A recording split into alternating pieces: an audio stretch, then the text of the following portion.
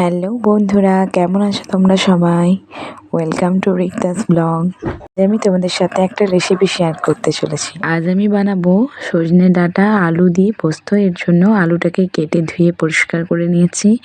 সজনে ডাঁটা, টমেটো কুচি, পেঁয়াজ, এখানে নিয়েছি সরিষার তেল, এখানে নুন, শুকনো লঙ্কা, 5 ফোড়ন, এখানে পোস্ত, শুকনো লঙ্কা। পোস্তটাকে আমি পরে বেটে নেব। চলো রেসিপিটা স্টার্ট করা যাক। এর জন্য আমি কড়াইটা বসিয়ে নিয়েছি। কড়াইটা একটু গরম হয়ে গেলে ওর মধ্যে দিয়ে দেব সর্ষের তেল। সর্ষের তেলের মধ্যে আমি কেটে রাখা সজনে ডাঁটাগুলো দিয়ে দিলাম। ওগুলো হালকা করে নেড়ে লাইট ভেজে নেব। সজনে ডাঁটাগুলো ভাজা হয়ে গেলে সেগুলো আমি একটা ঢেলে নেব। তারপর ওই কড়াইয়ের মধ্যে আমি একটু সর্ষের তেল দিয়ে ওর মধ্যে শুকনো লঙ্কা ফোড়ন দিয়ে দিলাম। এরপর পেঁয়াজ কুচিগুলো দিয়ে হালকাভাবে নাড়াচাড়া করে নেব। ওর মধ্যে একটু নুন দিয়ে দিয়েছিলাম পেঁয়াজের মধ্যে, যাতে পেঁয়াজটা একটু মেল্ট হয়ে যায়। এরপর কেটে ধুয়ে রাখা ভালোভাবে নাড়াচাড়া করে নেব। আলুগুলো একটু বেশিক্ষণ সময় ধরে ভাজতে হবে। আলুগুলো ভাজা হয়ে গেছে। এরপর আমি ওর মধ্যে জল দিয়ে দেব। জলটা দেওয়ার পর আমি একটা ঢাকা দিয়ে কিছুক্ষণ সময় ধরে সেদ্ধ হতে দেব আলুটাকে। ভেজে রাখা সজনে ডাঁটাগুলো দিয়ে দেব। দিয়ে সজনে ডাঁটাগুলো আলুর মধ্যে ভালোভাবে একটু মিক্স করে নেব। তারপর ওটাকে কিছুক্ষণের জন্য সেদ্ধ হতে রেখে দেব।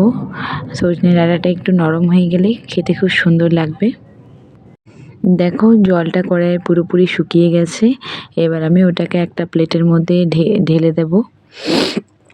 তারপর কড়াইয়ের মধ্যে আবার একটু তেল দিয়ে ওর মধ্যে শুকনো লঙ্কা ফোড়ন, একটু 5 ফোড়ন দিয়ে টমেটোটা দিয়ে দিলাম।